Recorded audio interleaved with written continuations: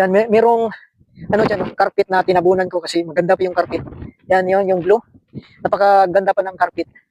Tapos, tinabunan ko para kung sakaling may pwede natin gamitin. Ay kukunin ko, tinabunan ko lang ng mga kumot yan. Itong mga kumot na to, ang ganda pa. Naano na lang to, nabilag, kaya nawala na yung mga nalaspag na.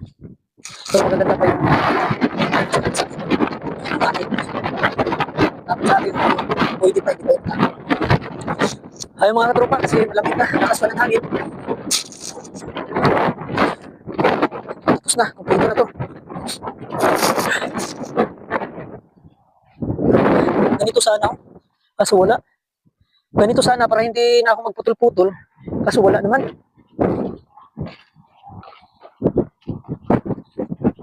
Buka, ano yun?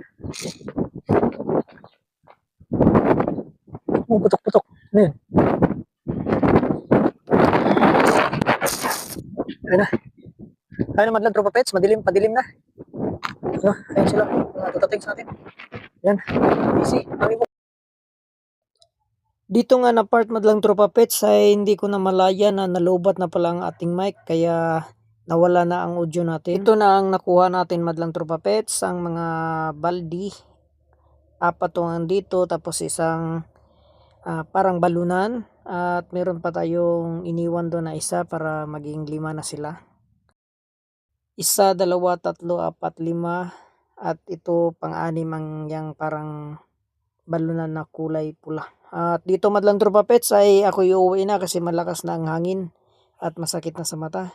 Dito madlang tropa pets hindi ko na nakita ang mga tutatengs kung saan na sila.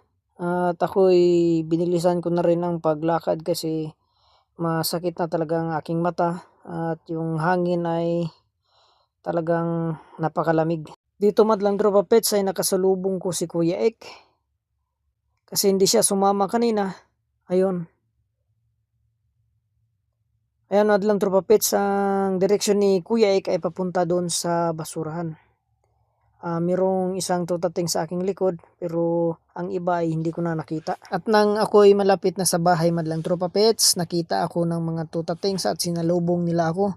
Nauna na pala sila umuwi madlang tropa pets nang hindi nila ako makita doon sa basurahan kasi pumunta pa ako sa mas malayo na basurahan para maghanap ng mga plastic. At hanggang dito na lang madlang tropa pets ang ating episode ngayon. Peace and love. Bye-bye.